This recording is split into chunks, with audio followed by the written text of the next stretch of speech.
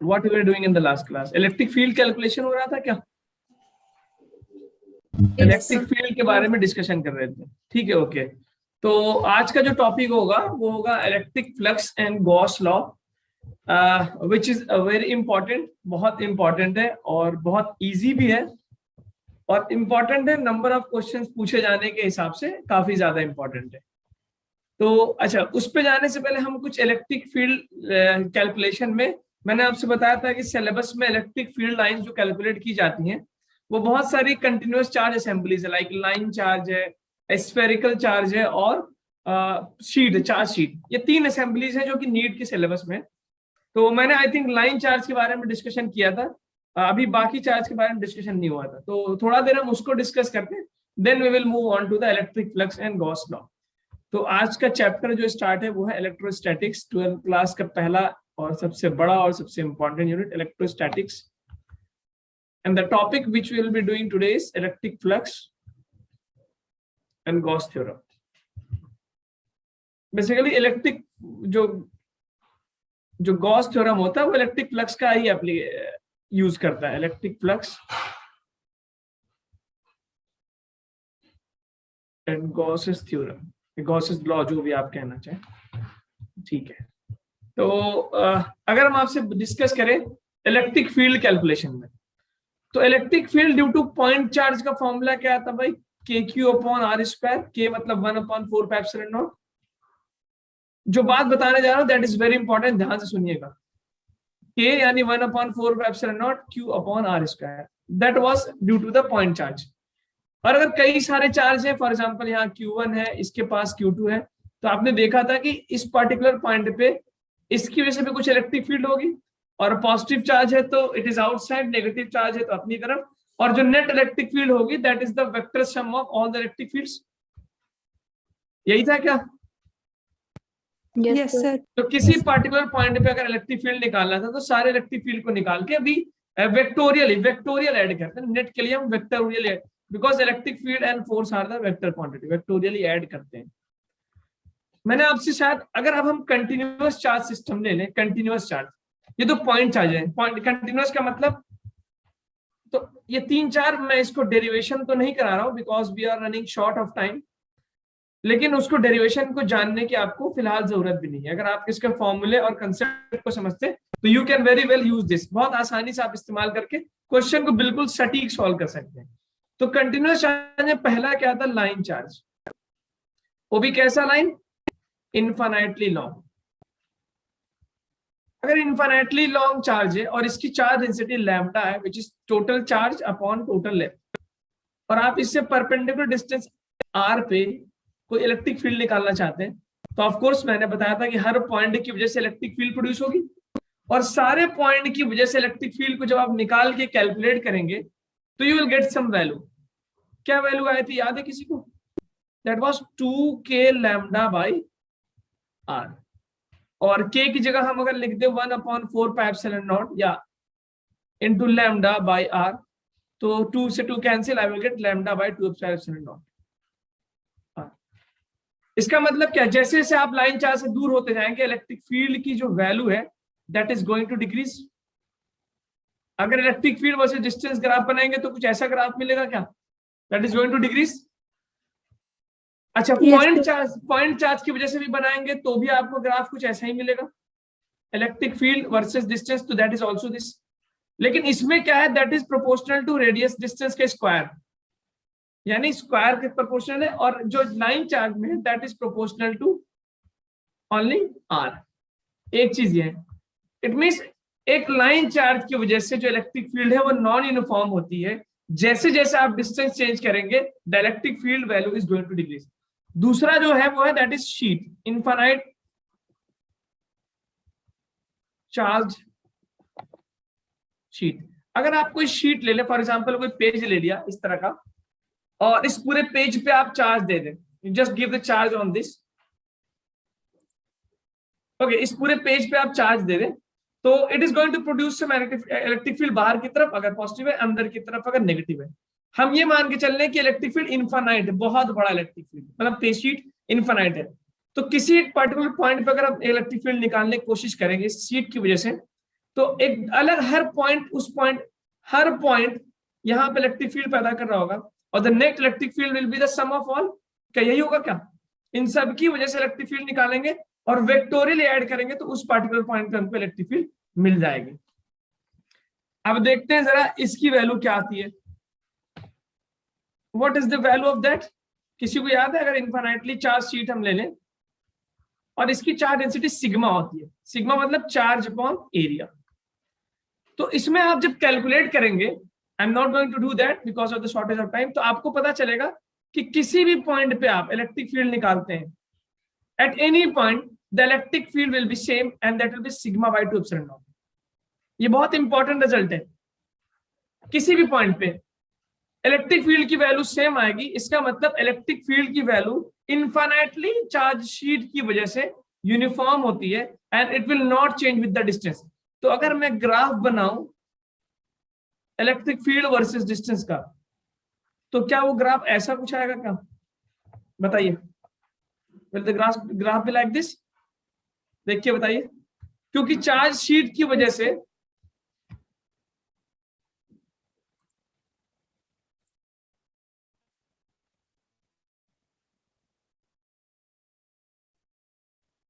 एक minute, just wait a minute.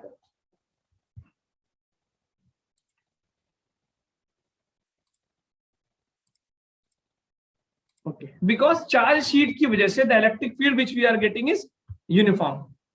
ये दूसरा इंपॉर्टेंट कंक्लूजन है, ठीक है। चलिए, इन दो, तीसरा क्या है? एक हमें इन्फिनिटली लॉन्ग शीट वायर मिल गया, infinitely long wire, charge sheet, third is sphere.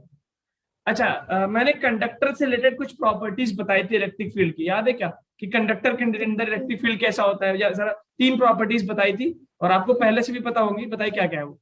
Charge always on surface. Exactly. दूसरा, Electric field never inside material of conductor. Okay. तीसरा, third, Electric field is always perpendicular to surface. Exactly, very good, very good. तो third हम देखते हैं, it means अगर हम sphere की बात करें तो we can have 2 types of sphere, one is hollow, एक तो हॉलो स्फीयर हो सकता है जिसमें आप समझ सकते हैं अंदर से खाली है, and the other one is solid. तो जब आप सॉलिड स्फीयर देखेंगे तो उसमें 2 पॉसिबिलिटी है। वो स्फीयर कंडक्टिंग मटेरियल का बन सकता है, जैसे आयरन का बन जाए, कॉपर का बन जाए, सिल्वर का बन जाए। ओके, सिल्वर का तो नहीं बनाएंगे because that is very costly, लेकिन थियोरेटिकली तो बना ही सकते हैं। और दूसरा नॉन कंडक्टिंग, जैसे लकड़ी का बन गया, प्लास्टिक का बन गया, रबर का बन गया, ब्रेक लाइट, किसी का भी बन गया, नॉन कंडक्टिंग, जिसको हम डाइलेक्ट्रिक भी बोलते हैं। नॉन कंडक्टिंग मटेरियल्स को we call that dielectric also. तो पहला केस देखते हैं 3, ये हॉलो का, बहुत इंपॉर्टेंट रिजल्ट है। दिस इज, आपको 4 क्वेश्चन इसी पे नीचे मिलने वाले हैं, हॉलो स्फीयर। अब हॉलो है तो चाहे वो कंडक्टिंग हो, नॉन कंडक्टिंग, फर्क ही नहीं बनता, because it is just layer, एक पतला सा शीट है, तो all the charge will be on the surface, ठीक है। Now what is the electric field inside it? अगर हम ये ले ले, 3-4 पॉइंट ले ले, पॉइंट नंबर P, और एक पॉइंट ले लिया Q उसके सरफेस पे, और एक पॉइंट ले लिया R जो कि बाहर है। अगर हम पहले निकालते हैं इनसाइड, इनसाइड मतलब P पे, तो there will be no electric field inside the shell. इसको हम प्रूव करेंगे अभी गॉस लॉ की थ्योरम से। इसको अभी हम after some time we will prove it with the help of Gauss law, लेकिन अभी आप ये समझिए क्योंकि उसके अंदर कोई चार्ज नहीं है, तो शेल के अंदर जो इलेक्ट्रिक फील्ड होगी that will B 0। I will prove it इसी लेक्चर में, आज के लेक्चर में इसको प्रूव करेंगे गॉस लॉ की थ्योरम से कि शेल के अंदर इलेक्ट्रिक फील्ड की वैल्यू क्या होगी? 0। अगर आप जो है बाहर आ गए, पॉइंट R, आउटसाइड चले गए R, तो कल हमने बताया था या पहले लेक्चर में बताया था कि अगर एक यूनिफॉर्मली चार्ज स्फीयर है तो क्या हम उसको उसके सेंटर पे रख सकते हैं? Can I put it at the centre? If a uniformly charge sphere is there, can I put the, क्या मैं उसके पूरे चार्ज को उसके सेंटर पे रख सकता हूँ? यस। तो अगर आप बाहर फील्ड निकाल लें तो आप ऐसा मान सकते हैं कि जैसे पूरा का पूरा चार्ज उसके सेंटर पे रख दिया। तो क्या अब ये इलेक्ट्रिक फील्ड KQ/R² हो जाएगा। R क्या है? Distance of the point from the red centre of the circle, from the centre of the sphere. और अगर आप उसके सरफेस पे आ गए, पॉइंट नंबर Q, तो सरफेस पे क्या होगा? जो स्मॉल r है वो कैपिटल R के बराबर हो गया, because capital R is the radius. ये बहुत इंपॉर्टेंट रिजल्ट है, प्लीज इसको ध्यान से देखिएगा, KQ/R²। तो हॉलो स्फीयर के अंदर इलेक्ट्रिक फील्ड 0, बाहर लाइक अ पॉइंट चार्ज, और सरफेस पे सिंपल है तो अगर अब हम ग्राफ बनाए इसका, if I will draw the graph of the electric field, तो क्या इसका ग्राफ कुछ ऐसा बनेगा क्या? मैं बना रहा हूं, बताइए आप सही है कि गलत है। दो ग्राफ बना रहा हूं, आप मुझे बताएंगे which graph is correct. Let me call it graph number A, और ये बना रहा हूं मैं graph number B. I am going to draw this graph. Graph, which graph is correct for this hollow sphere? Graph number A और graph number B, या कुछ और सही होगा, या दोनों सही नहीं है? What is the possibility? जल्दी बताएं। Sir, graph B. Graph B. Anyone else? जल्दी सोच के बताइए। ये प्रॉपर्टीज हैं हॉलोस्फीयर के कि अंदर इलेक्ट्रिक फील्ड जीरो होगा, बाहर लाइक अ पॉइंट चार्ज मतलब डिक्रीज हो रहा होगा, और सरफेस पे कुछ वैल्यू होगी। Yes, anyone else? कौन सा लग रहा है, ए वाला बी वाला? कौन सा ग्राफ लग रहा है? रिस्पॉन्स करिए। बी। बी वाला बिल्कुल देख के लग रहा है, क्योंकि हमें पता है कि इलेक्ट्रिक फील्ड इनसाइड जीरो होनी है ना। तो ए वाले ग्राफ के अगर ये मान लें कि ये पार्ट जो है, थोड़ी देर तक ये इतना मान लें, दिस इज कैपिटल आर, मतलब ये इनसाइड है और इधर क्या आउटसाइड है। तो आपको पता है इनसाइड जीरो होना चाहिए, तो पहले वाले ग्राफ में इनसाइड में जीरो नहीं, कुछ वैल्यू है। बाहर ग्राफ नंबर बी में अंदर पहले इनसाइड क्या जीरो, और फिर अचानक से बाहर घटना शुरू हो गया। तो it means the first graph is wrong and the second graph is correct. अच्छा, अब ये बताइए, क्या मैं पूछूं क्या इसका इलेक्ट्रिक फील्ड डिसकंटिन्यूअस है? डिसकंटिन्यूअस मतलब समझ रहे हैं, अचानक से पहले जीरो हो गया फिर अचानक से बढ़ गया। तो एक बात याद रखिएगा, कभी कभी क्वेश्चन पूछता है कि किसका इसमें से इलेक्ट्रिक फील्ड डिसकंटिन्यूअस होगा। तो you can write note down this, electric field hollow sphere का क्या होता है? डिसकंटिन्यूअस होता है। डिसकंटिन्यूअस, अंदर जीरो, डिसकंटिन्यूअस एट कहां पे डिसकंटिन्यूअस? सरफेस पे, क्योंकि सरफेस के जस्ट अंदर इलेक्ट्रिक फील्ड जीरो और सरफेस के जस्ट बाहर इलेक्ट्रिक फील्ड एग्जिस्ट करती है ना। डिसकंटिन्यूटी मिल रही कि नहीं? Yes sir. ओके, नोट तो कर ले, तो आप मुझे बताएं कि मैं आगे मूव ऑन कर जाऊंगा। ओके ठीक है, थैंक। चलिए 3B, सबसे पहले हम लेते हैं सॉलिड कंडक्टिंग। बहुत इंपॉर्टेंट, बहुत इंपॉर्टेंट, सॉलिड कंडक्टिंग स्फीयर। अब ये जैसे ही कंडक्टिंग वर्ड दिखेगा, कुछ दिमाग में आया क्या? What comes to your mind? कि अगर मैं सॉलिड कंडक्टिंग स्फीयर ले लूं और इस पे चार्ज देना शुरू करूं, तो क्या चार्ज अंदर एग्जिस्ट कर सकता है? No sir. नो। तो पहला इसका मतलब क्या हुआ, अगर मैं 3 पॉइंट ले लूं, पॉइंट P, सरफेस पे पॉइंट Q और बाहर पॉइंट R, और ये डिस्टेंस है कैपिटल R, तो मुझे बताइए इनसाइड में इसके जब कोई चार्ज नहीं होगा, और आपको पता है कि किसी भी कंडक्टर के अंदर इलेक्ट्रिक फील्ड एग्जिस्ट नहीं करती, तो what is electric field inside? Zero. Okay, जैसे आउटसाइड पहुंचेंगे, तो क्या हम इसको like a point charge at the centre treat कर सकते हैं? आउटसाइड के लिए like a point charge at the centre.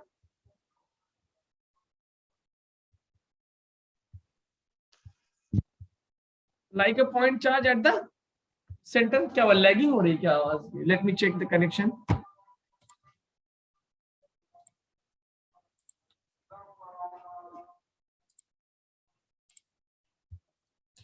Yes, बताइए जरा।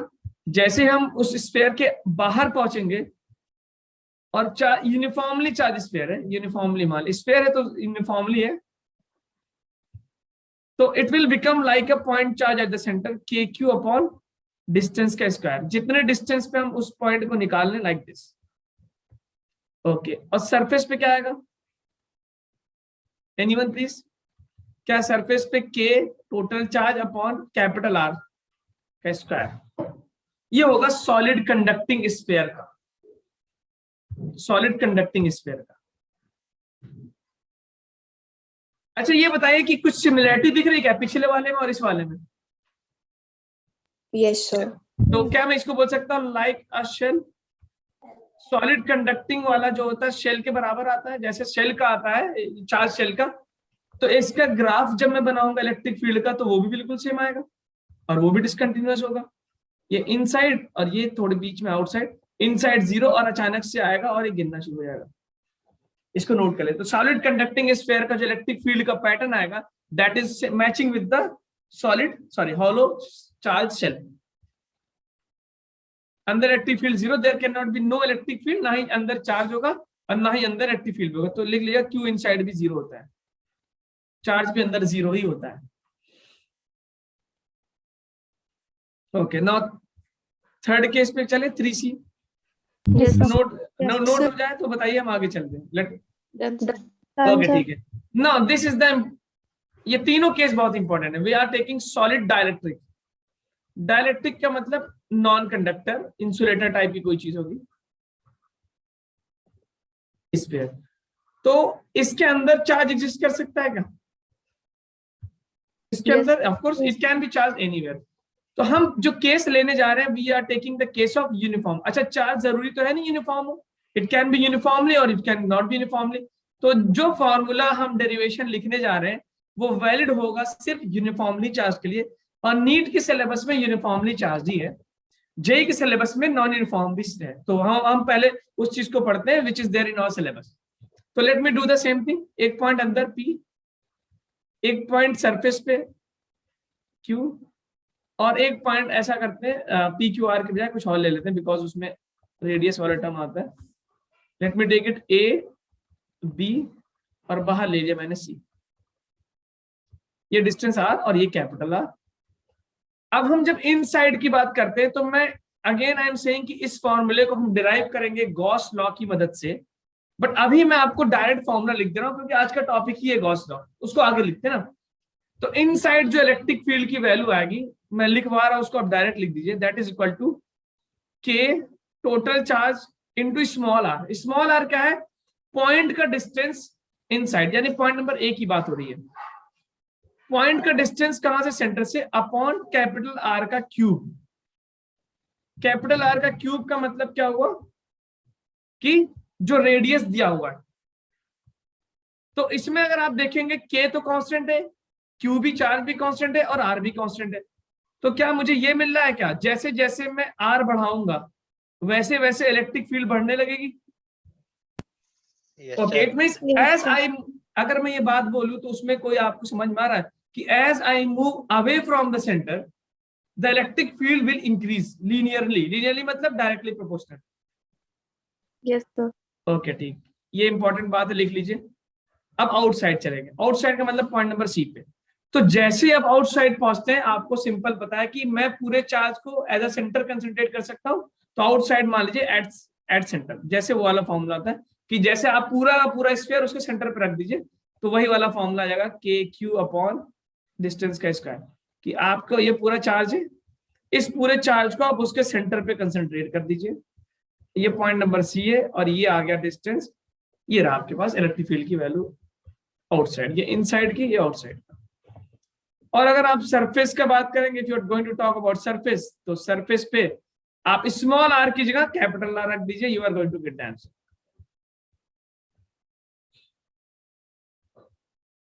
ये तीनों फॉर्मूले बहुत इंपॉर्टेंट है। नॉन कंडक्टिंग यानी डाइलेक्ट्रिक स्फीयर के अंदर भी इलेक्ट्रिक फील्ड एग्जिस्ट करती है।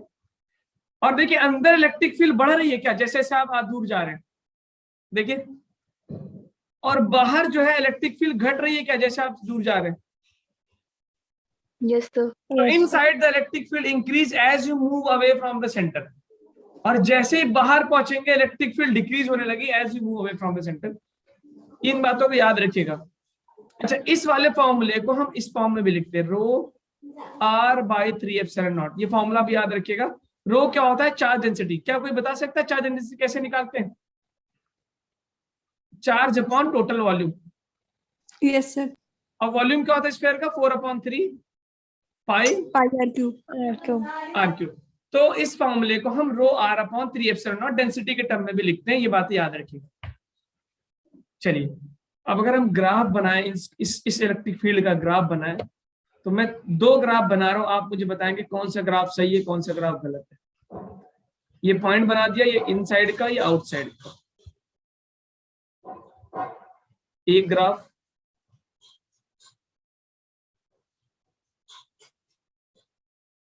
दो ग्राफ, इनमें से कौन सा ग्राफ होगा इसका? विच graph is representing this one? So first. First one, okay. पक्का? कोई और कुछ कहना चाहेगा? फर्स्ट वन या सेकंड वन या कोई सा नहीं? Which one? ध्यान से देखिए, अगर आप फर्स्ट वाला ग्राफ कह रहे हैं तो क्या फर्स्ट वाला ग्राफ ये बता रहा है कि अंदर इलेक्ट्रिक फील्ड कांस्टेंट है, सीधी लाइन गई है जी? जिन्होंने हाँ, तो क्या ऐसा होता है क्या? देखिए ऐसा हो रहा है क्या अंदर इलेक्ट्रिक फील्ड कांस्टेंट है, या फिर जैसे जैसे आप आर बढ़ा रहे हैं इलेक्ट्रिक फील्ड की वैल्यू बढ़ रही है? Yes. Is the electric field constant inside? No. It means ना ही पहला वाला ग्राफ सही है ना ही दूसरा वाला ग्राफ सही है। तो ग्राफ सही कौन सा होगा? ये वाला सही होगा, the graph which I am going to draw, electric field versus distance. तो अच्छा, सेंटर पे इलेक्ट्रिक फील्ड की वैल्यू क्या होगी? जीरो होगी क्या? अगर आर की वैल्यू जीरो रख दें तो सेंटर पे तो हमें मिल जाएगा इलेक्ट्रिक फील्ड बिल्कुल जीरो। आर की जगह जीरो रखो तो जीरो हो जाएगा। तो जीरो से स्टार्ट होके बढ़ेगा और बढ़ते बढ़ते कब तक बढ़ेगा? सरफेस तक। जैसे ही हम सरफेस के बाहर पहुंचेंगे क्या वो डिक्रीज होने लगेगा? Yes. तो this is the correct graph, this is the correct graph. बना लीजिए इसको। तो inside it is directly proportional and outside it is decreasing. अच्छा, एक और बात, क्या ये ग्राफ डिसकंटिन्यूअस है? क्या कहीं पे अचानक से वैल्यू चेंज हुई है या वैल्यू स्मूथली चेंज हो रही है? क्या ये ग्राफ डिसकंटिन्यूअस है? No. यस। तो याद रखिएगा, नॉट डिसकंटिन्यूअस, ये डिसकंटिन्यूअस नहीं होता। स्फेरिकल सेल वाला और कंडक्टर वाला डिसकंटिन्यूअस होता है, डायरेक्ट्रिक वाला यानी नॉन कंडक्टर वाला डिसकंटिन्यूअस नहीं होता, क्योंकि इसमें हर जगह electric field, not discontinuous electric field. सारी बात को नोट करिए हमने। ओके ठीक है, यूनिफॉर्मली लिखते हैं कि स्क्रीनशॉट लेते हैं? लिखते हैं।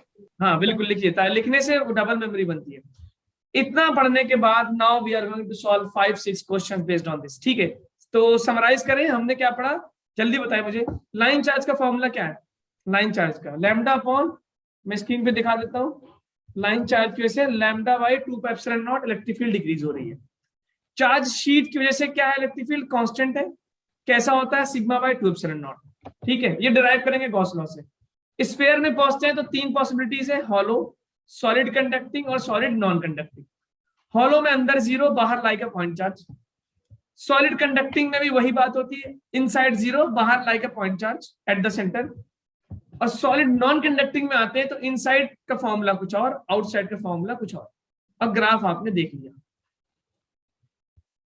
Okay, now can we move to the questions? Yes. Okay ठीक है, बहुत ध्यान से।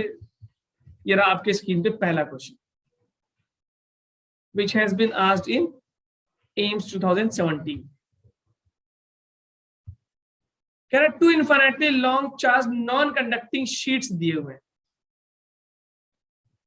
उसकी डेंसिटी दे रखी है √2 are placed perpendicular to each other as shown in the figure. What is the resultant electric field intensity at P? इस point P पे इलेक्ट्रिक फील्ड क्या होगा? अभी मैंने थोड़ी देर पहले बताया था, किसी पॉइंट पे इलेक्ट्रिक फील्ड जब निकालते हैं तो सारे चार्जेस की वजह से इलेक्ट्रिक फील्ड निकालते हैं, फिर उसको वेक्टोरियली ऐड करते हैं, वेक्टर के फॉर्म में। We add that vectorially. और वेक्टर एडिशन का फॉर्मूला पता है, √a² + b² + 2ab cos θ। Try to do this. दोनों प्लस है तो दोनों इलेक्ट्रिक फील्ड अपने इतने बाहर की तरफ देंगे। सॉल्व करने की कोशिश करिए। पहला वाला किधर देगा, दूसरा वाला किधर देगा?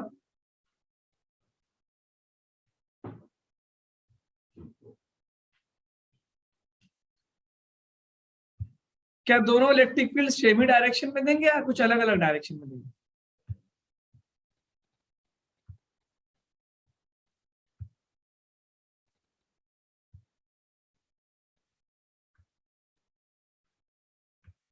कौन सा? Okay, Prashant is saying 1। Anyone else? और कौन बता रहा है? Okay, Archita is also saying 1। Good. ठीक है, तो देखिए अगर हम इस वाले शीट की वजह से बात करें तो इनफाइनाइटली लॉन्ग शीट है, तो क्या ये इलेक्ट्रिक फील्ड इधर देगा?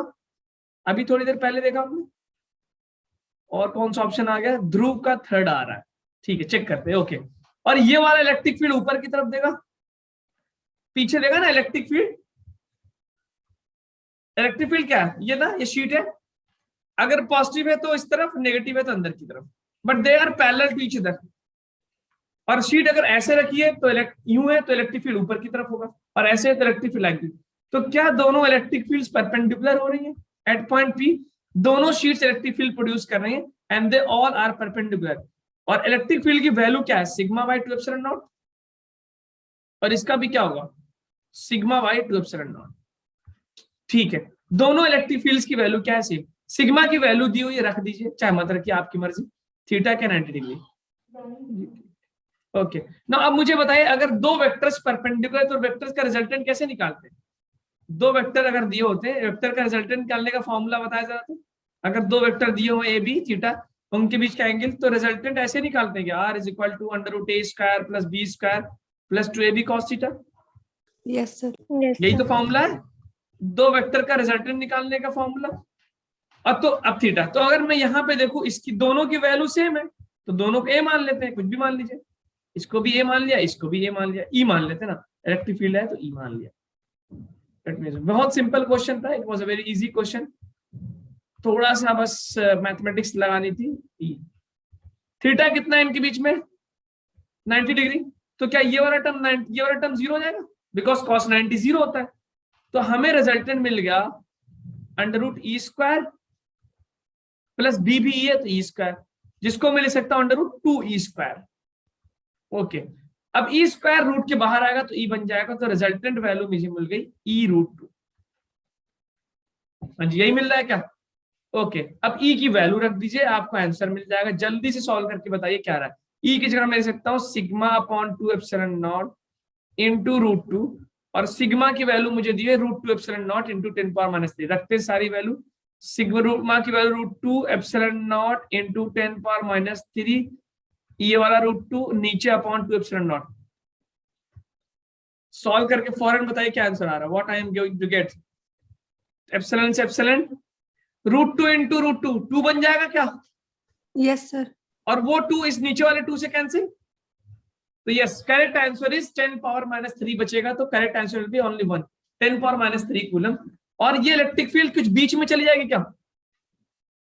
और जो नेट इलेक्ट्रिक फील्ड होगा, क्योंकि दोनों इलेक्ट्रिक फील्ड्स इक्वल मैग्नीट्यूड के, तो बिल्कुल बीच से निकल जाएगा और उसकी वैल्यू होगी 10⁻³ न्यूटन पर कूलम। ओके, अगर ये क्वेश्चन समझ में आया तो बताइए, आगे बढ़े। कुछ भी डाउट है तो बताइए।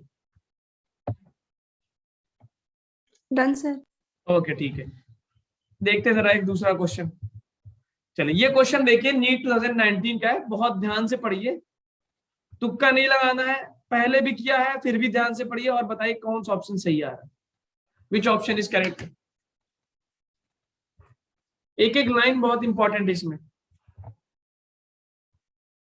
A hollow metal sphere of radius r is uniformly charged.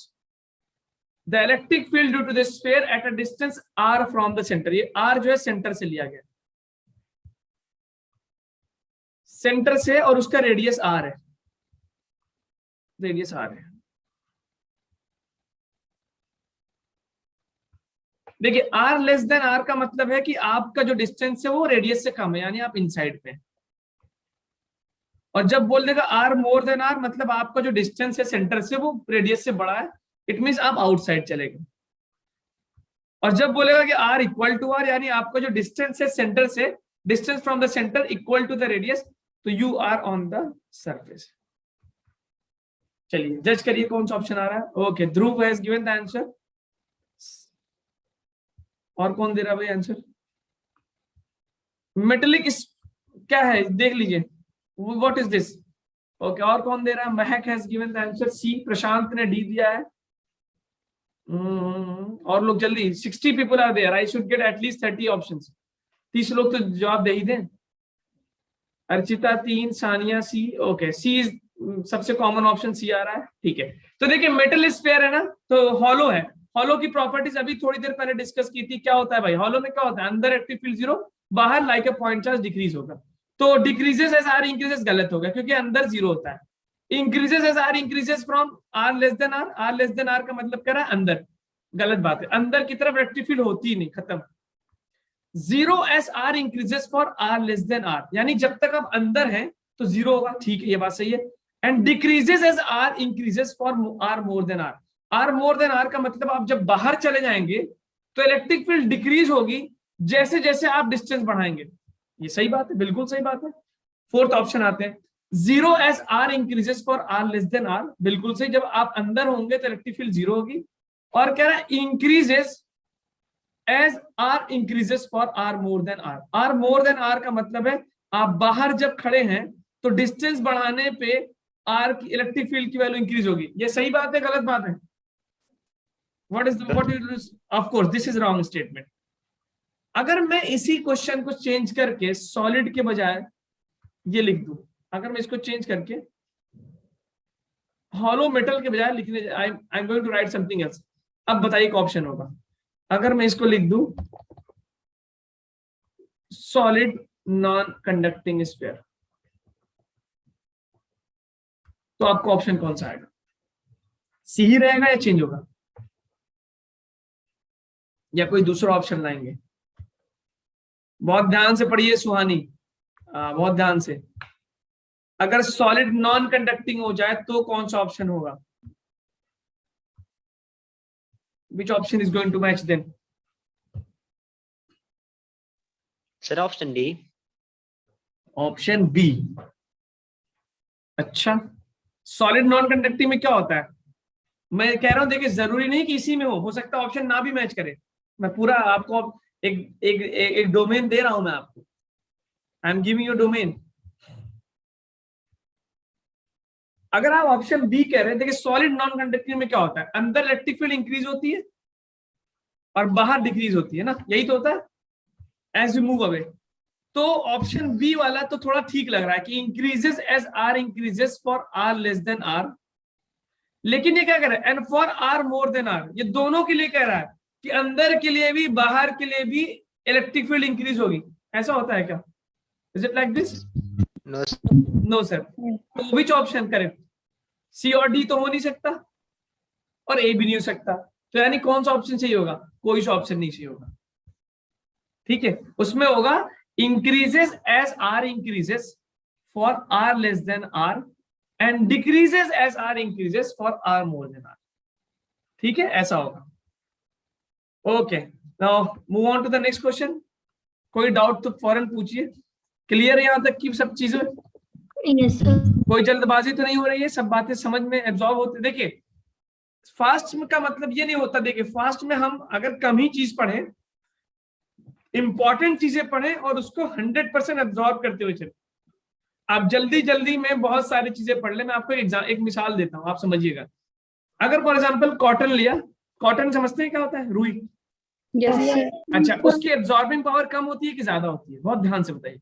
Cotton की एब्जॉर्बिंग पावर बहुत ज्यादा होती है। अच्छा, अब मैं आपसे क्वेश्चन पूछता हूँ, आप जरा सोचिए, एक कॉटन लीजिए और उसको पानी में बहुत जल्दी जल्दी अंदर बाहर करिए, फटाफट यूं यूं यूं यूं यूं, क्या वो वाटर को एब्जॉर्ब करेगा? नहीं करेगा, नहीं करेगा ना? फिर करेगा? No, नहीं sir.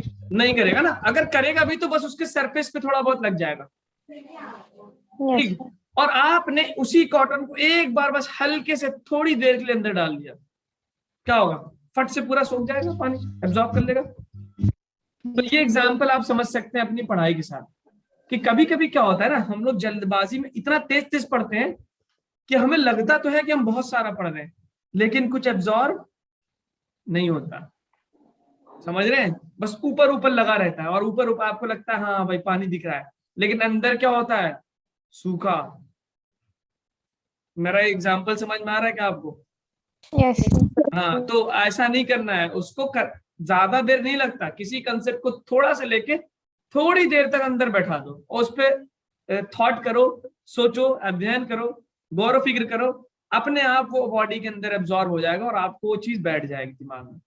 तो किसी कंसेप्ट को पढ़ने के बाद एक दो प्रॉब्लम खुद से किया, अपने आप समझ में आ गया। चलिए आगे चलें, एक और क्वेश्चन करेंगे फिर इलेक्ट्रिक फ्लक्स पे आएंगे। ठीक है, ये क्वेश्चन देखते हैं जरा।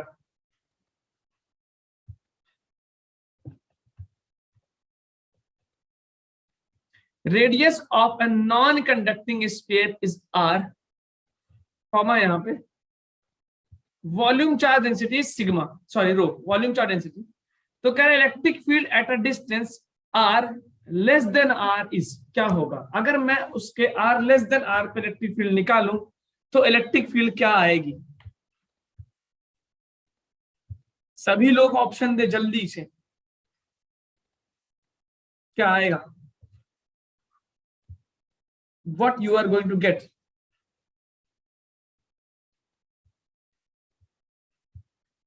ओके, हेमराज सी कह रहे हैं। Okay, let me see, Palak C. बहुत यार, ये तो बहुत आसान है, कम से कम आप कुछ तो जवाब दीजिए, कुछ भी कहिए लेकिन पार्टिसिपेट करिए, कम से कम आपका ध्यान तो जाएगा उस पर। हाँ यार, मैंने जवाब दिया, गलत हुआ सही हुआ, what ever it happens, not an issue. आप नहीं दे रहे इसका मतलब आप पार्टिसिपेट ही नहीं कर रहे हैं, वो at the end of the day आप ही लॉस में है और किसी का लॉस नहीं होगा। आप मोबाइल बंद करके कुछ भी सड़क पे घूम सकते हैं, चाय खाने बैठ सकते हैं, but that is not going to help you at all. चलिए, most of the students are giving the correct answer. भाई ये नॉन कंडक्टिंग के बारे में बात कर रहा है, जब आर लेस देन आर होता है तो क्या होता है? इलेक्ट्रिक फील्ड का फॉर्मूला बताना क्या है? रो आर बाई 3 एप्सिलॉन नॉट, और दूसरा फॉर्मूला क्या आया था? क्या आया था भाई? के Q R upon capital R का क्यूब, याद कर लीजिए। तो इसमें क्या हमें मिल रहा है कि क्या electric field directly proportional to radius है, डिस्टेंस है? इनसाइड के बारे में बात करें, इनसाइड। तो because r less than r, तो कौन सा ऑप्शन होगा? Third is the correct option, बिल्कुल सही। गौरव देखो ध्यान से, गौरव और कुछ लोग 2 दे रहे, 2 कैसे हो जाएगा? ये तो उसके लिए होगा, ये तो line r r less than directly proportional ना, तो थर्ड वाला ऑप्शन आएगा, थर्ड ऑप्शन आएगा। चलिए ये वाला क्वेश्चन देखिए जरा, एआईपीएमटी 2010 में दिया गया। ये वाला क्वेश्चन समझ में आ गया? आगे बढ़े कि नहीं? Is this done, this question? Yes, sir. Okay ठीक है। ओके, नाउ दिस क्वेश्चन, एक एक वर्ड ध्यान दीजिएगा कि कंडक्टिंग है कि नॉन कंडक्टिंग है, हॉलो है कि सॉलिड है, किस चीज के बारे में बात कर रहा है, अंदर की बात कर रहा है, बाहर की बात कर रहा है, what position it is talking, सब कुछ ध्यान देना है।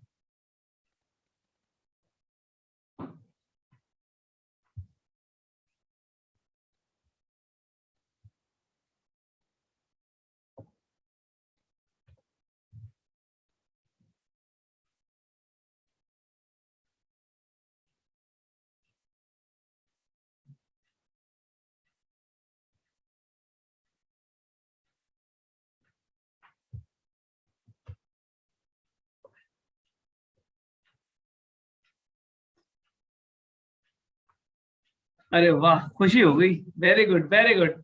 क्यों, कौन सा जीरो आ रहा है क्या? मजा आ गया, मजा आ गया, बिल्कुल सही। क्यों? क्योंकि कैसा स्फीयर है भाई? कंडक्टिंग है ना। तो कह रहे electric field at a distance 3r/2 from the centre is E, मतलब 3r/2 का मतलब कहां पे आप? उसके बाहर है, यहाँ पे कहीं 3r/2 पे है, मतलब ये हो गया 1.5r। इस पॉइंट पे इलेक्ट्रिक फील्ड कह रहा E है, तो now it is saying very happy to see what is electric field at a distance r/2। r/2 क्या अंदर की बात कर रहा है क्या यहाँ पे? तो Yes, you know sir. For a conducting spherical shell it is going to be zero है। Zero. Okay, zero. अब मैं आपको क्वेश्चन को चेंज करने जा रहा हूं, और इस बार मुझे बिल्कुल सही ऑप्शन चाहिए। मैं चेंज करने जा रहा हूं, चार्ज कंडक्टिंग स्फेरिकल शेल के बजाय मैं लिखने जा रहा हूं, इसकी बजाय मैं लिखने जा रहा हूं नॉन कंडक्टिंग सॉलिड स्फीयर। अगर ये दे दूं क्वेश्चन में तो ऑप्शन क्या बनेगा? और जरूरी नहीं एक ऑप्शन इसी में से बने, मुझे नहीं पता क्या होगा, now tell me the answer. अगर हम कंडक्टिंग स्फीयर के बजाय if I will do non conducting solid sphere, तो ऑप्शन क्या बनेगा?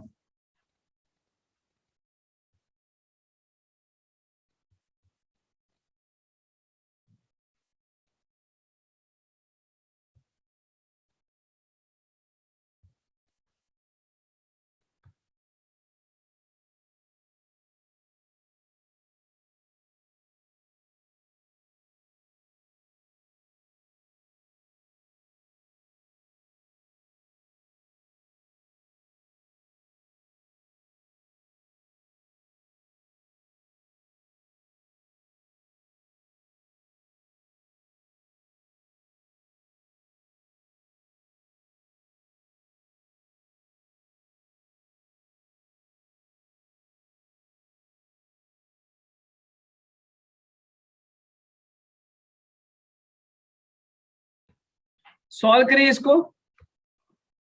ऑप्शन 1 ई कैसे, अर्चिता ई कैसे आएगा बाहर? अगर r/2 का मतलब अंदर है ना, इट इज, फिर से चेक करिए please, check your answer again.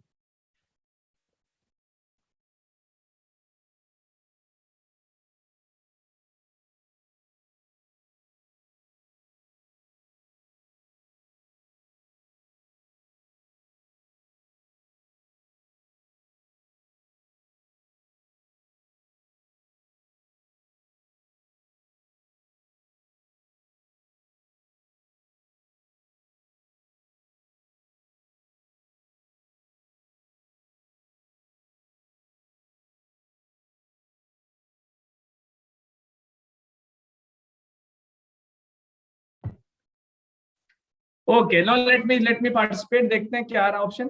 अब देखिए, आप दो अलग अलग फॉर्मूले लगाइए। मैं मान लेता हूं कि जो बाहर वाला इलेक्ट्रिक फील्ड है इसको ई ओ मान लेता हूं और अंदर वाले को ई आई मान लेता हूं। तो ई आउटसाइड का फॉर्मूला बता सकते हैं क्या होता है? What is the formula for outside? K Q upon capital sorry R का स्क्वायर। चार्ज तो क्यू है, तो मैं यहाँ पे क्या आर की जगह 3r/2 रख सकता हूँ क्या? Just please help me with that, बताइए। ये लिख सकता हूँ Yes, sir. आउटसाइड में। अब जरा इसकी वैल्यू अगर इसको हम सॉल्व करेंगे तो क्या ये के क्यू अपॉन 9r²/4, तो क्या ये बन जाएगा 4kq अपॉन 9r²? ओके, ठीक, ये हो गया आउटसाइड का। और इसकी वैल्यू दी हुई कितने ई। अब जरा इनसाइड वाले का फॉर्मूला निकालिए। इनसाइड वाले का, इनसाइड वाले का इलेक्ट्रिक फील्ड का फॉर्मूला क्या होता है? इनसाइड का जीरो कैसे होगा? No, it is not going to be zero. Zero नहीं होगा मैं, क्योंकि जीरो तो नॉन कंडक्टिंग में जीरो कहां होता है? कंडक्टिंग है तो उस पर चार्ज लगा हुआ ना। तो इनसाइड का फॉर्मूला बताए कोई? K q small r upon capital R का क्यू। अब क्या यहां पे मैं स्मॉल आर की जगह r/2 लिख सकता हूं, क्योंकि वो r/2 पे पूछ रहा है इनसाइड पे। यस, बोले भाई, ऐसे ही है Yes, क्या? sir. ओके, कैंसिल करिए जरा। तो क्या मुझे के क्यू अपॉन 2r³ मिल रहा है? ये क्या हो गया? इनसाइड। अब आउटसाइड की वैल्यू दी हुई, इनसाइड की वैल्यू पूछ रहा है, तो क्या हम दोनों को डिवाइड कर दें? क्या कह रहे हैं? Divide inside upon outside. Divide करिए जरा, इनसाइड अपॉन आउटसाइड डिवाइड करके वैल्यू, बिकॉज इनसाइड की वैल्यू हमें निकालनी है और आउटसाइड की वैल्यू दी है। तो आई कैन से इनसाइड अपॉन आउटसाइड। इनसाइड की वैल्यू कितनी है? के क्यू अपॉन 2r³ और आउटसाइड डिवाइड करने का मतलब होता है रेसिप्रोकल करके मल्टीप्लाई करना। ये तो बहुत 7th क्लास की मैथमेटिक्स है। व्हेन आई डिवाइडिंग, तो आउटसाइड का है 4kq अपॉन 9r², तो उसको मैं उल्टा कर दूं, सॉरी यहाँ पे r² होगा, हियर इज r², यहाँ r² है, तो it is 9r² upon what? 4kq। ठीक है, तो कैंसिल करिए सब चीजें। क्या क्या? के क्यू कैंसिल, r² कैंसिल। ठीक है, तो एम आई गेटिंग 9/4 दूना 8, आई एम गेटिंग 9/8। यही मिल रहा है क्या? Yes, sir. ओके, तो यहां से क्या मैं ये लिख सकता हूँ क्या? इनसाइड वाले electric field is equal to 9/8 outside. यानी जो आउटसाइड इलेक्ट्रिक फील्ड है इनसाइड उसका 9/8 टाइम्स है। तो it mean simply Yes. Outside कितना ई के बराबर है, तो मेरा आंसर हो जाएगा 9/8 ई आंसर होगा, जो कि इसमें से किसी में मैच नहीं कर रहा है। अब मैंने आपको बोला था it is not necessary. Yes. ठीक है, तो बहुत ध्यान से देखिए कैसे किया गया। आउटसाइड वैल्यू दी है, आप उसको फार्मूला, उसका लॉजिक, उसका कंसेप्ट जानते निकाल लिया। इनसाइड का निकाल लिया, दोनों चीजें मिल गई, रेशियो ले लिया, हमें वहां से पता चल गया डिवाइड की जो इनसाइड वाला। इसी तरह उल्टा भी कर सकता है एग्जाम में कि इनसाइड दे के आउटसाइड पूछ ले, तो पहले इनसाइड का निकालेंगे फिर आउटसाइड का निकालेंगे, डिवाइड कर देंगे। ओके, तो my answer Yes, is, sir. अगर हाँ इफ इट इज कंडक्टिंग तो answer was 0, if it is a non conducting solid तो इट विल बी 9/8 ई। चलिए, तो अब स्टार्ट करते हैं नया topic which is electric flux and Gauss theorem. Electric flux and Gauss theorem. Okay, चले आगे। Yes, sir. अच्छा, ईमानदारी से बताइए कि कितने लोगों को डॉट प्रोडक्ट करना आता है दो वेक्टर्स का? पहले, क्योंकि इसमें हमें डॉट प्रोडक्ट का इस्तेमाल है। फॉर एग्जांपल एक vector they they a 2i + 4j + 3k, और दूसरा वेक्टर दे दे हम b for example i cap - j cap + k cap, और हम बोलें कि a डॉट b करो, क्योंकि वेक्टर्स का दो होता है ना, दो तरह से प्रोडक्ट करते हैं। One is the dot product, जिसको हम स्केलर प्रोडक्ट भी बोलते हैं। Yes, sir. इसको हम क्या लिखते हैं, ab cos थीटा। और एक Yes, होता है sir. क्रॉस प्रोडक्ट, जिसको हम लिखते हैं ab sin थीटा ना, उसके डिटेल में हम नहीं जा रहे। तो a डॉट b अगर दिया हुआ इस तरह कैसे करते हैं, जल्दी बताएं। एक वेक्टर a दिया है, एक वेक्टर b दिया है, तो क्या होगा इसका answer, what is going to be the a dot b? दो वेक्टर्स का डॉट प्रोडक्ट, कितने लोग कर लेंगे इसको, जल्दी बताइए। Dot product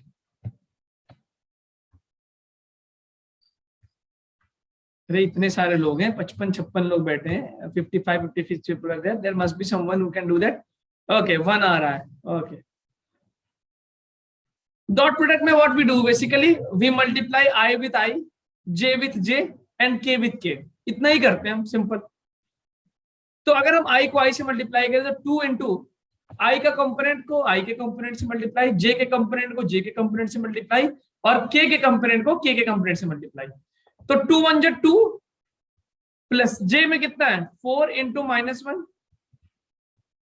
plus 3 into 1, how much you are getting 2, और यहाँ पे 4 1 जा -4 प्लस 3, हाउ मच 5 - 4 1। यस जी, समझ में आया डॉट प्रोडक्ट कैसे करते हैं। Yes, आई sir. कंपोनेंट को आई कंपोनेंट से, जे कंपोनेंट को जे कंपोनेंट से, के कंपोनेंट को के कंपोनेंट से। This way we multiply two vectors to give scalar. इसको स्केलर प्रोडक्ट भी कहते हैं।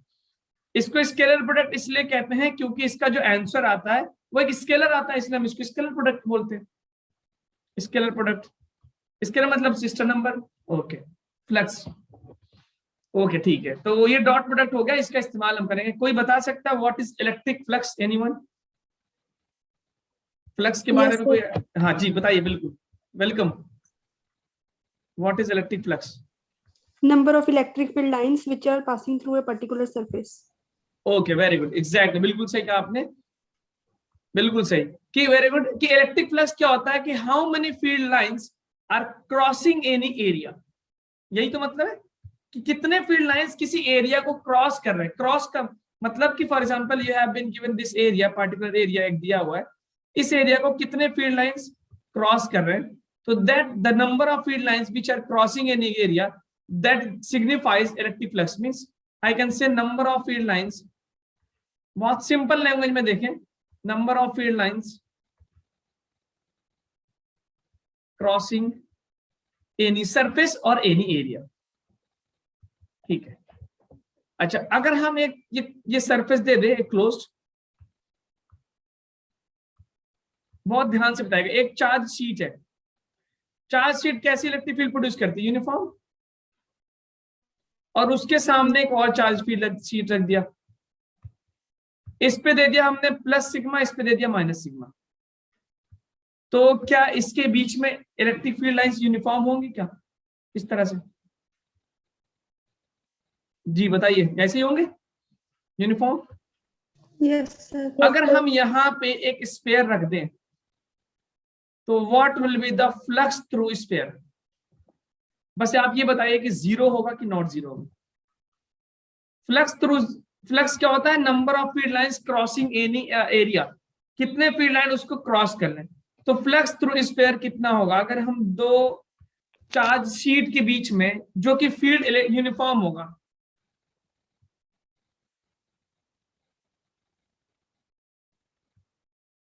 तो दिस विल बी जीरो और नॉट जीरो। टू ऑप्शंस, बस दो ही ऑप्शन है, जीरो होगा नॉट जीरो होगा। क्या लग रहा है? So not zero. Not zero. आप हाँ बिल्कुल, आपको ये लग रहा हो क्योंकि सर उसमें से फील्ड लाइन क्रॉस तो कर रहे हैं, तो जब फील्ड लाइन क्रॉस करे कुछ ना कुछ तो फ्लक्स होगा। ठीक है, लेकिन फ्लक्स का इसका आंसर क्या पता है? क्या आंसर क्या है? जीरो। हाँ जीरो। देखिए कैसे, आप क्या बताइए, क्या जितने फील्ड लाइंस इसमें इंटर हो रहे होंगे, क्या उतने ही फील्ड लाइंस बाहर निकल रहे होंगे? No, sir.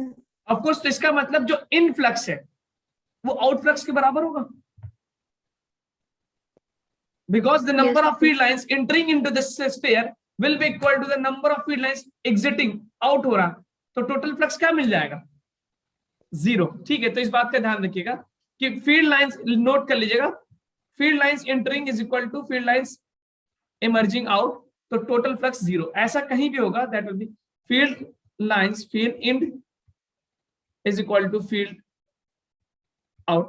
Number of field lines जितना अंदर जा रहे हैं उतने ही फील्ड लाइंस बाहर जा रहे हैं, तो इट मींस प्लस और माइनस करके टोटल फ्लक्स क्या मिल जाएगा?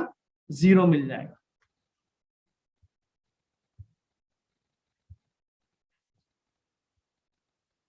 ओके, ठीक है।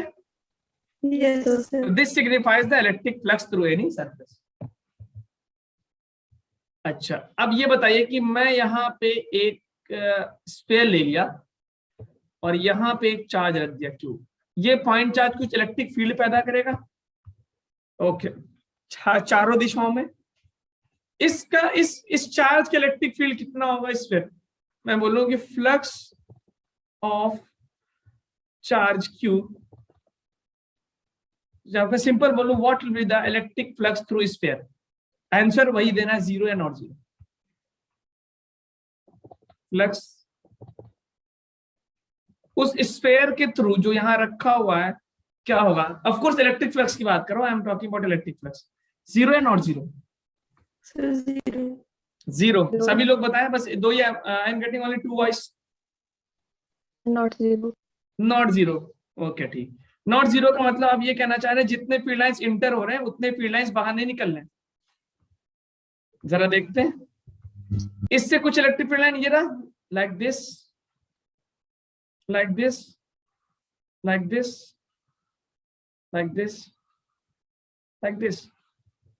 So can I say the influx is equal to the outflux? Yes. So what will be the flux? 0, not 0?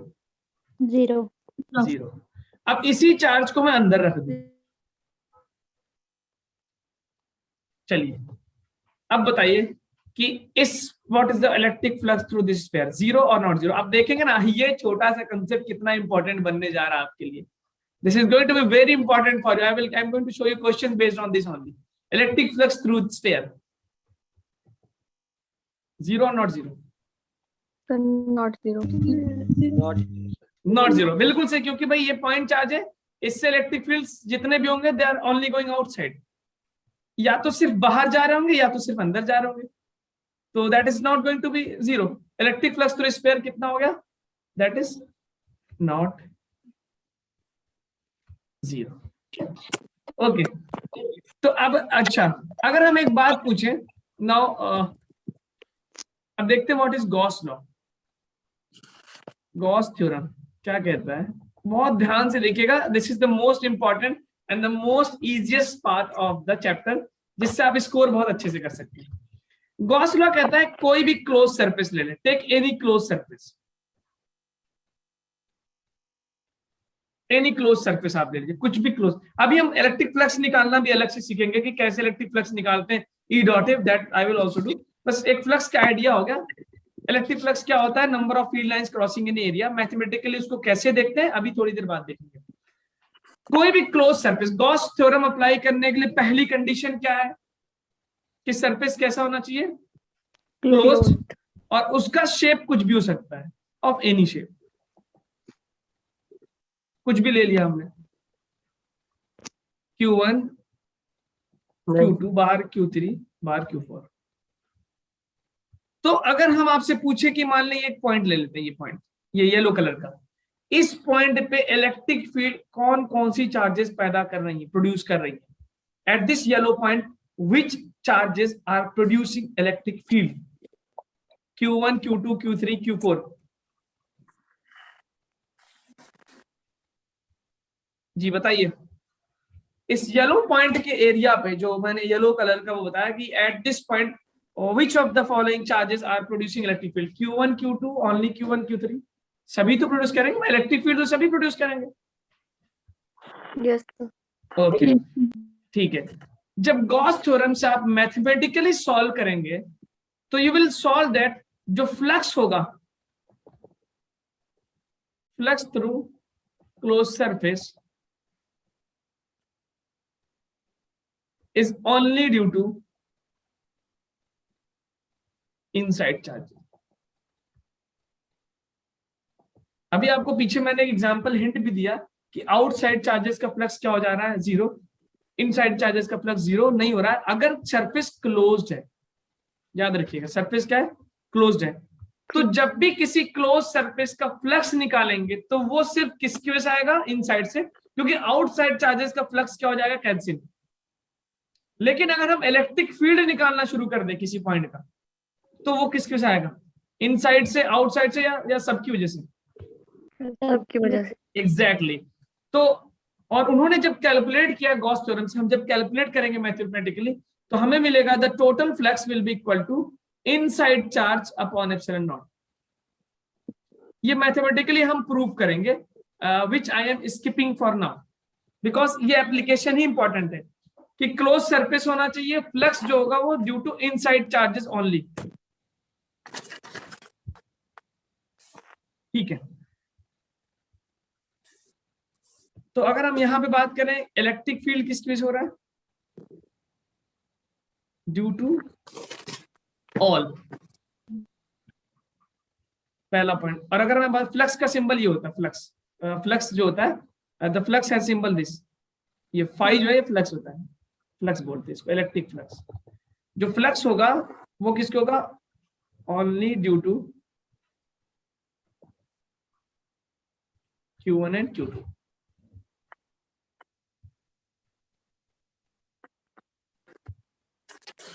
तो the electric flux through Gauss theorem अगर हम बोलेंगे तो electric flux through any close surface will be only due to inside charges, और इसकी value होती है Q इन, मतलब टोटल इनसाइड चार्जेस। तो अगर यहां पे कैलकुलेट करेंगे तो दैट इज टोटल फ्लक्स जो होगा Q1 प्लस Q2, अगर माइनस है तो अपोजिट हो जाएगा, अपॉन एप्सिलॉन नॉट।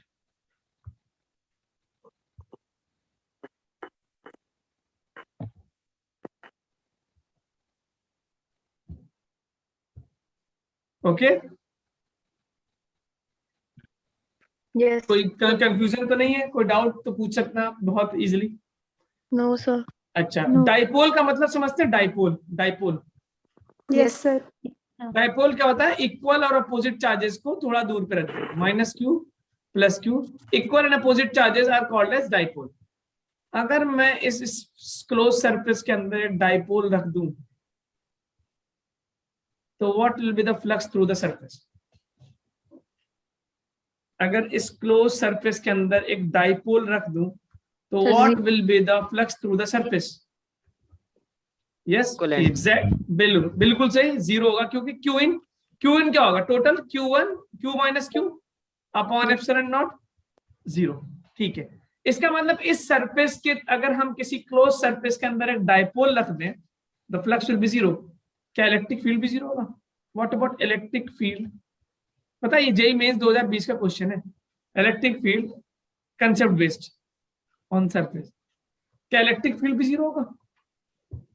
सोच के बताओ, किसी सरफेस में, मतलब मैं यहाँ की पॉइंट बात कर लूं, let me take here also, यहाँ पे बात कर लूं, इलेक्ट्रिक फील्ड क्या होगा, electric field on the surface zero है, not zero? Not zero. Not zero, बिल्कुल से, क्योंकि आप ये माइनस का इलेक्ट्रिक फील्ड और प्लस का इलेक्ट्रिक फील्ड दोनों का डिस्टेंस तो अलग होगा ना, तो डिस्टेंस अलग है तो माइनस वाले का इलेक्ट्रिक फील्ड और प्लस वाले का इलेक्ट्रिक फील्ड अलग अलग आएगा। तो क्या माइनस वाला इलेक्ट्रिक फील्ड और प्लस वाला इलेक्ट्रिक फील्ड कैंसिल कर देगा एक दूसरे को क्या, कि नहीं कर पाएगा? No sir. नहीं, बिकॉज दिन का डिस्टेंस अलग आएगा ना।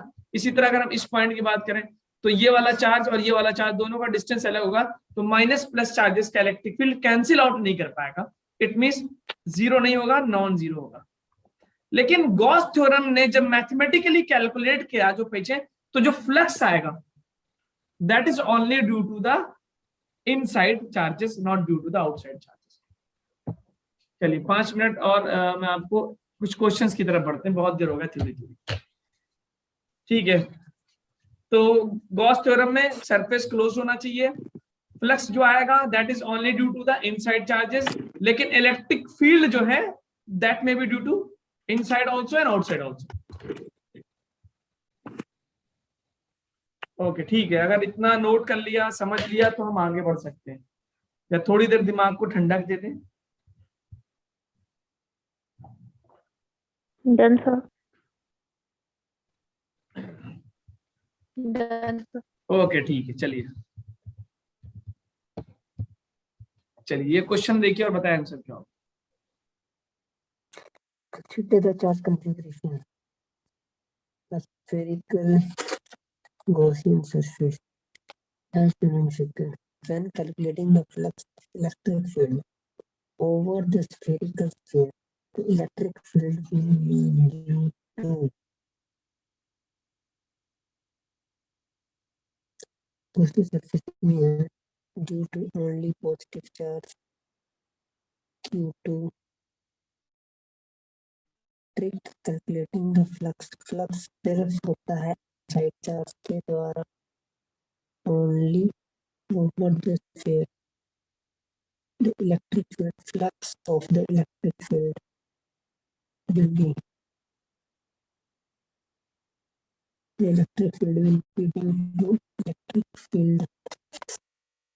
The flux of electric field when calculating the flux of electric field over the spherical surface. Electric field yes, will be तो कौन सा ऑप्शन आ रहा है? Most of the people have given the option C D, mix option आ रहा है, देखते हैं।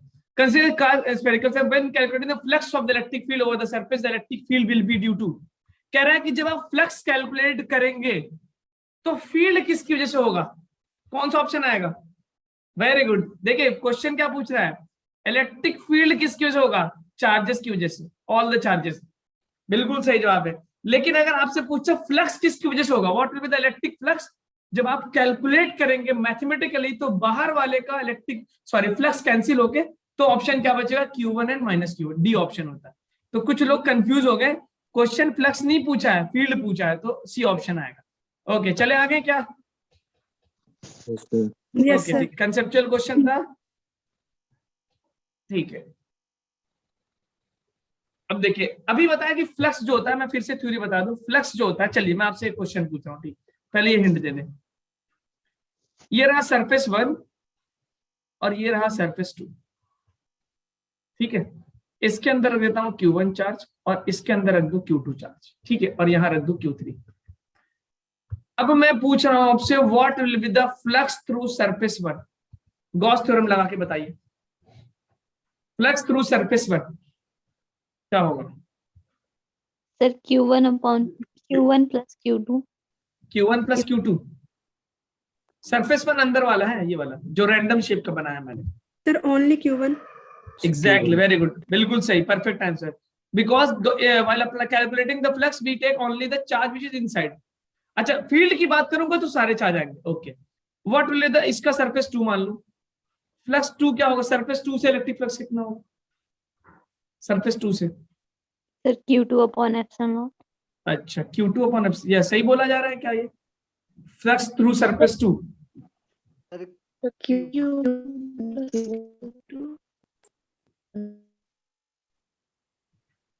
The charge which is inside, उस सरफेस के अंदर जितने चार्जेस हैं सभी को कंसीडर करना होता है। सर Q1 प्लस Q2 जी, Q1 plus Q2 upon epsilon naught होगा, बिल्कुल सही। तो जब सरफेस 2 देख रहे हैं तो there are 2 charges inside it which is Q1 plus Q2 by epsilon naught, ठीक है, बिल्कुल सही। चलो बताओ इसका आंसर। ध्रुव और कौन है? Diksha, Sanjana, Gauri. A sphere of radius r and charge q is placed inside an imaginary surface sphere radius 2r. The flux related to the imaginary sphere is, flux की बात कर रहा है, फ्लक्स की।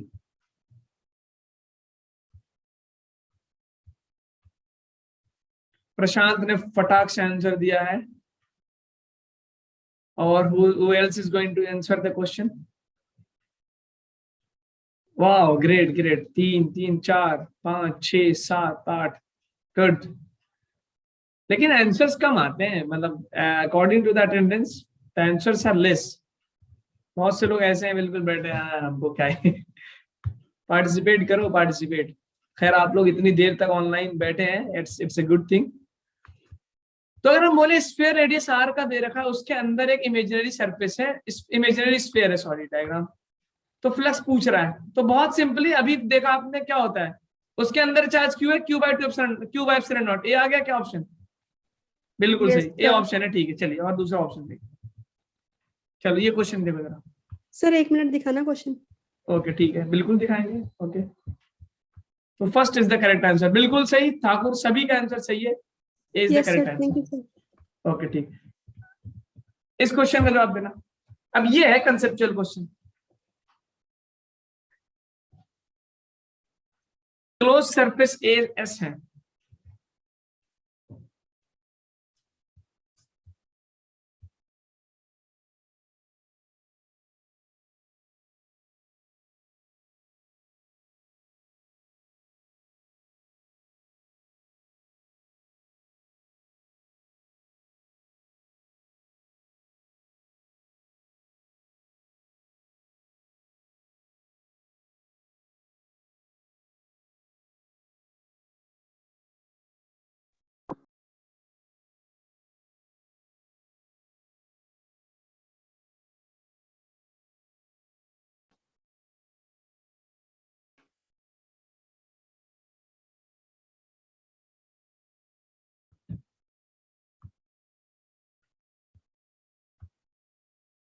ओके सी ऑप्शन दिया जा रहा है। चलिए देखते हैं, let us come to check it.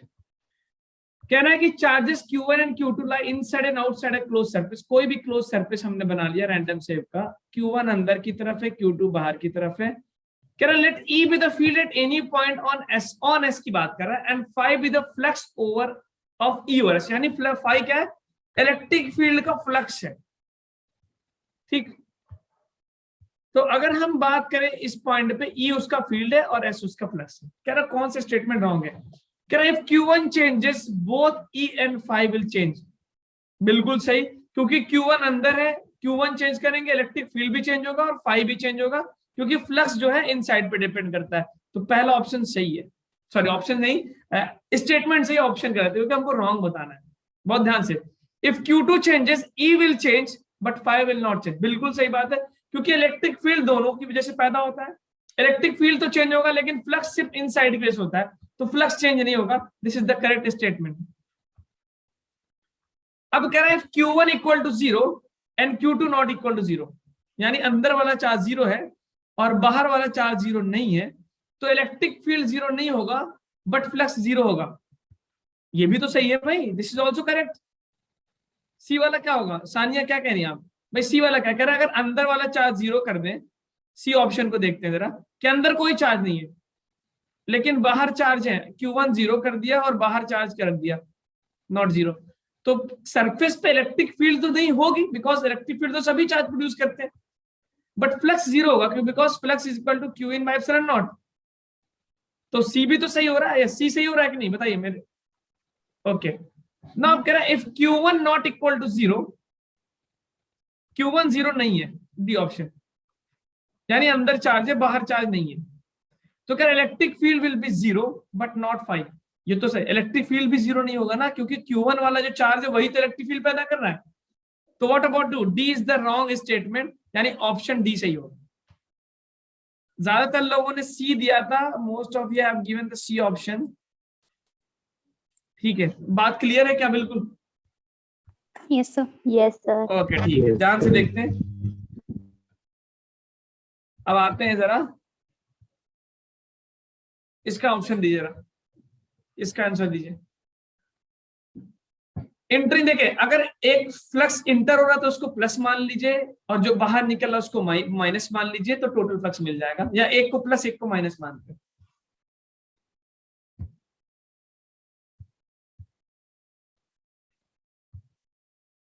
हम अगली क्लास में डिस्कस करेंगे इलेक्ट्रिक फ्लक्स की वैल्यू को कैलकुलेट करना, कैसे हम इलेक्ट्रिक फ्लक्स को कैलकुलेट करते हैं, how we calculate. Okay very good, Priyanshi, Suhani, Mahajan. कह रहा how much charge is enclose inside the surface, कितना चार्ज इंक्लोज होगा।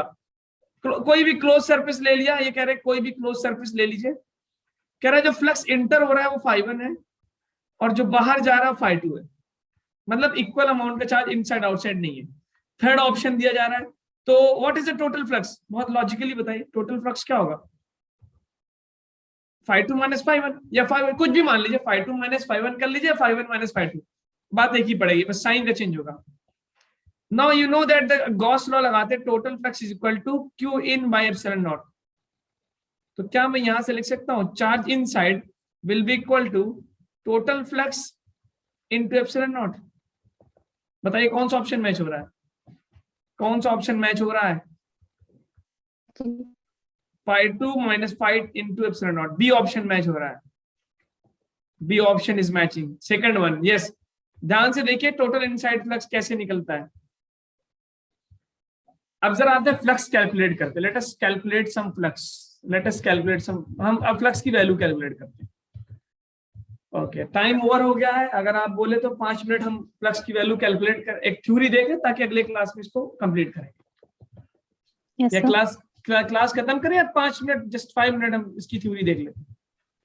So देख लेते हैं। ओके ठीक है, चलिए बहुत ध्यान से देखिए, अभी तक हमने फ्लक्स को कैलकुलेट करना नहीं सीखा ना, फ्लक्स की वैल्यू कैसे निकलती है नहीं देखा, हमने बस एक उसका एनालिसिस किया है कि फ्लक्स क्या होता है, number of field lines crossing any area, लेकिन मैथमेटिकली उसको कैलकुलेट कैसे करते हैं, आइए जरा उसको देखते हैं।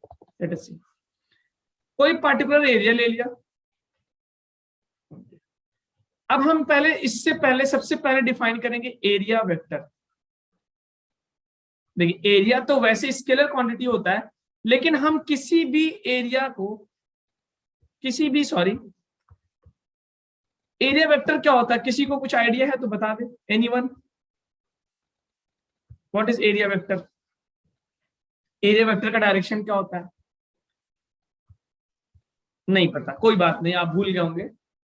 तो किसी भी एरिया के परपेंडिकुलर एक वेक्टर ड्रॉ करिए, वो परपेंडिकुलर ऊपर की तरफ भी हो सकता है, नीचे की तरफ भी हो सकता है, this perpendicular is called as area vector. जैसे मिसाल के तौर पे, for example let me show you, ये एक एरिया मान लिया हमने, ये पेंटैब एरिया है, अगर हम पूछे कि इसका एरिया वेक्टर बताइए, तो you just take this vector, for example ये स्क्वायर है, फॉर एग्जांपल मान लेते हैं ये 2 मीटर, ये 4 मीटर मान लेते हैं, एक अज्यूम करते हैं, तो एरिया कितना होगा, 2 4 8 मीटर स्क्वायर।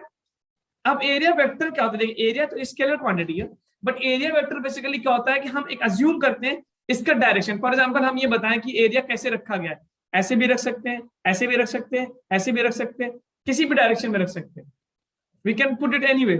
तो हम अगर हमें बताना होगा इस प्लेन का, इस शीट का डायरेक्शन, तो हम चूज करते हैं ये वाली लाइन कि ए वेक्टर, इमेजिन करते हैं कि एक vector which is perpendicular to this area, ये हमें ये हमें डायरेक्शन बताता है कि ये शीट कैसे रखी गई है, ऐसे है या ऐसे। तो this vector is called as area vector which is perpendicular to the plane. ये ऐसे भी मान सकते हैं, ऊपर भी मान सकते हैं, कोई एक भी ले सकते हैं। It means I can say area vector is perpendicular to the plane. I hope आपको एरिया वेक्टर के बारे में आइडिया मिल गया होगा। एरिया वेक्टर क्या होता है, इट इज परपेंडिकुलर टू जो एरिया का प्लेन है, प्लेन। ओके ठीक है, अब इसको समझते कैसे, फॉर एग्जांपल हमने लिया एक्स वाई जेड, तो समझते होंगे X Y Z, Yes. X axis, Y axis, Z axis. थोड़ा टेढ़ा बन गया, इसको सीधा करते हैं।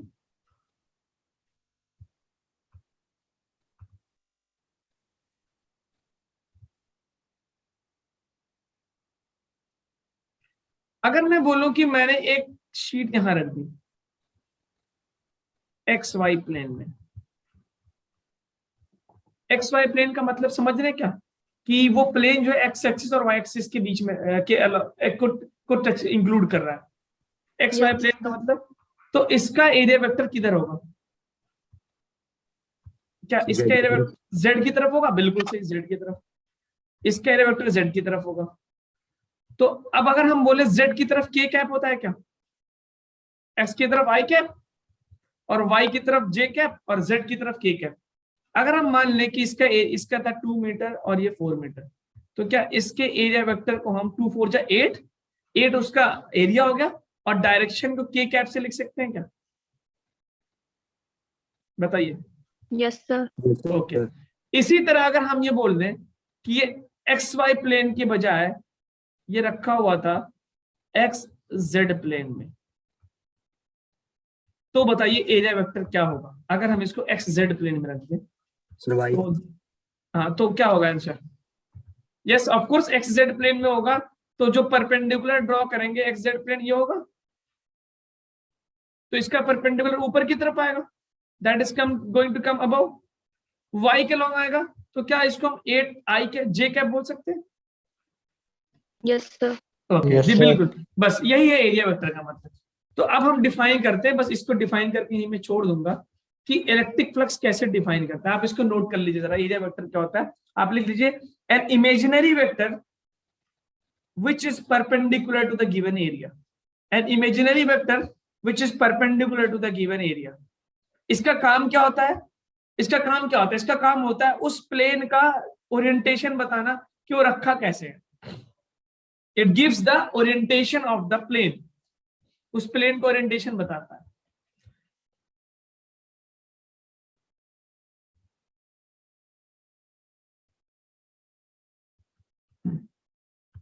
हम इलेक्ट्रिक फ्लक्स, एक मिनट, इससे पहले हम let me define mathematically. Electric flux जो होता है फाई, उसको हम मैथमेटिकली डिफाइन करते हैं कैसे? Dot product of electric field and area vector. यानी flux is defined as the dot product of electric field and area vector.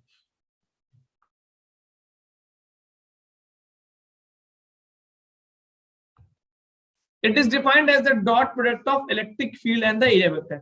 क्या इसको मैं ई ए कॉस थीटा लिख सकता हूं? क्योंकि डॉट प्रोडक्ट का मतलब होता है A B cos theta. Yes, और sir. ये थीटा क्या चीज है? वो ये थीटा क्या है? Angle between electric field and area vector. और एरिया वेक्टर हमेशा एरिया के परपेंडिकुलर होगा। एक एग्जांपल से देखेंगे, समझ में आ जाएगा। फॉर एग्जांपल, ये रहा मेरे पास एक स्क्वायर और ये रहा इलेक्ट्रिक फील्ड लाइंस, और ये रहा उसका, ये मान लेते 30 degree. For example electric field दे रखा है मुझे 10 न्यूटन पर कूलम, और इस स्क्वायर का एरिया दे रखा है मुझे फॉर एग्जांपल 2 मीटर स्क्वायर। बताइए फ्लक्स कितना होगा? इलेक्ट्रिक फ्लक्स के फॉर्मूले से लगाइए, ई ए कॉस थीटा सर 10। कितना होगा? सर 10 आ रहा है मेरा। 10 आ रहा है। Anyone else? थीटा कितना लिया आपने? How much you have taken the theta?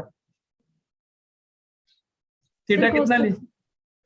30 लिया। cos 30 की वैल्यू √3/2 होता है ना। cos 30 जो होता है, cos 30 √3/2 होता है, और sin 30 1/2 होता है। Yes sir, yes sir. तो कितना आ रहा है? ये जल्दी बताइए, ताकि मुझे भी जाना है और आपको भी, क्लास काफी देर हो गई, आप भी बहुत देर से बैठे हुए। Sir 10√3। 10√3। Anyone else? No, sir. No, 10√3 नहीं आएगा बिल्कुल। थीटा कितना लेंगे आप? थीटा क्या चीज है?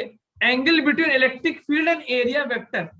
एरिया वेक्टर, तो ये क्या, ये आपने जो एंगल लिया है, क्या वो एरिया वेक्टर से लिया है? तो सबसे No, पहले sir. एरिया वेक्टर ड्रॉ करेंगे ना। एरिया वेक्टर तो ये होगा ना, ये वाला लाइन, ये होगा मेरा area vector. Then I have to take this angle, हमको ये वाला एंगल चाहिए, बिकॉज थीटा जो इलेक्ट्रिक फील्ड और एरिया वेक्टर के बीच का एंगल है। तो कितना आएगा? How much theta? 60 लूं या 30 लूं? Sir, 60. 60 डिग्री, बिल्कुल सही, ध्यान दीजिएगा। तो आपका आंसर आएगा electric field into area into cos theta. Electric field दे रखा है 10, एरिया दे रखा है 2। अब लगाएंगे cos 60, that is going to, cos 60 की वैल्यू 1/2। 1/2. ओके, तो ये हो गया 10। इलेक्ट्रिक फील्ड की यूनिट क्या होती है? न्यूटन पर कूलम। और एरिया की यूनिट क्या होगा? ये होगा। तो फ्लक्स की यूनिट ये हो गई, that flux you are going to get. ठीक है, चलिए Yes, sir. एक और क्वेश्चन करते हैं। डॉट प्रोडक्ट, अच्छा, हम डॉट प्रोडक्ट को आई से, जे को जे के से के भी करते हैं। उसकी मदद से क्या नहीं, found the electric flux using that also.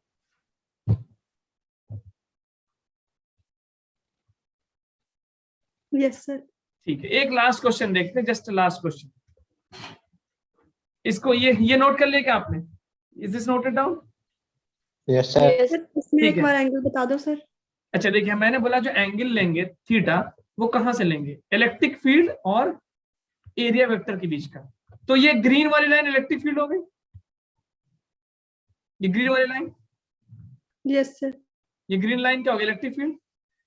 अब आपने 30 डिग्री लिया यहां से येलो लाइन से, तो क्या ये येलो वाली लाइन एरिया वेक्टर है? बोलिए, नहीं ना। और तो इसका मतलब पहले आपको एरिया वेक्टर बनाना पड़ेगा, और एरिया वेक्टर होगा क्या? परपेंडिकुलर। तो आपने पहले एक परपेंडिकुलर ड्रॉ किया, और ये perpendicular, this perpendicular is basically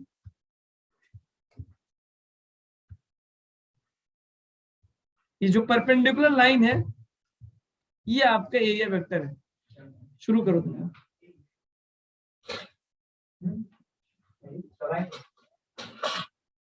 ये जो परपेंडिकुलर दिस, ठीक है, अब समझ में आएगा? Yes sir. ठीक है, तो now just based on this concept हम एक और क्वेश्चन सॉल्व करते हैं, फिर लेक्चर को एंड करते हैं। ये देखिए जरा, this is the question asked in JEE Mains 2021। इसको सॉल्व करने की कोशिश करिए। Electric field in a region is given by this. तो कह रहा है the flux of this field through a rectangular surface in the YZ plane. YZ plane में है वो। अभी मैंने थोड़ी देर पहले बताया कि YZ प्लेन होगा तो उसका एरिया वेक्टर क्या होगा। ड्रॉ करके बताइए, just try to solve this and get answer and get your confidence also. Flux निकालते हैं, dot product of electric field and area vector. और इलेक्ट्रिक फ्लक्स एक स्केलर क्वांटिटी है ना, बिकॉज डॉट प्रोडक्ट एक स्केलर क्वांटिटी होती है।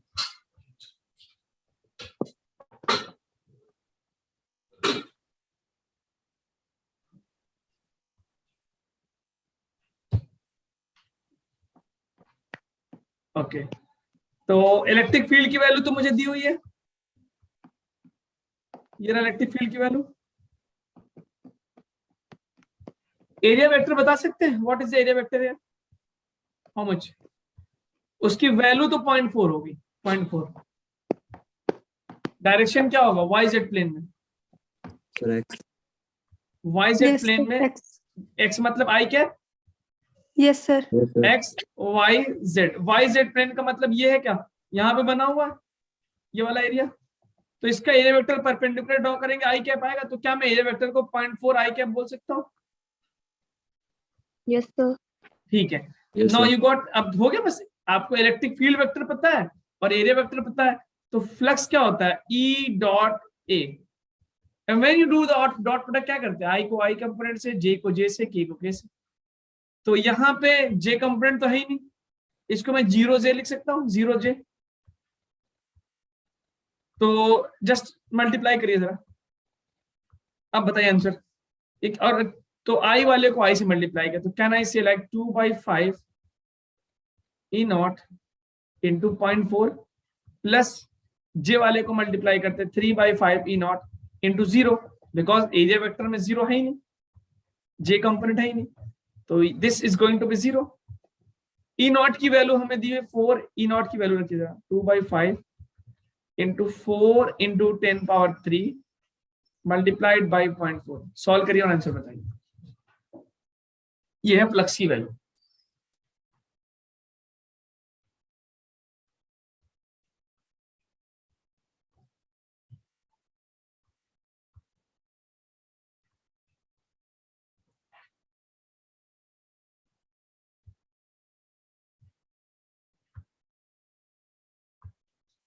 अभी तक सॉल्व नहीं हुआ? नीट के स्टूडेंट ना ऐसे ही होते हैं, सिंपल मैथ्स की वैल्यू जो है। क्या हो गया, जाम क्यों हो गए? हाँ जी, मैं फ्लक्स निकालना, इलेक्ट्रिक फील्ड दिया, एरिया वेक्टर दिया, YZ प्लेन में था, आई कैप हो गया। डॉट प्रोडक्ट करना होता है इलेक्ट्रिक फील्ड एरिया वेक्टर का, आई को आई से, जे को जे के कंपोनेंट से मल्टीप्लाई किया। How much? तो this I am going to get 4 दूना 8, 8 32, 3200 अपॉन 5। अरे ये तो डिवाइड कर लोगे, कैलकुलेटर ढूंढ रहे हैं क्या आप लोग?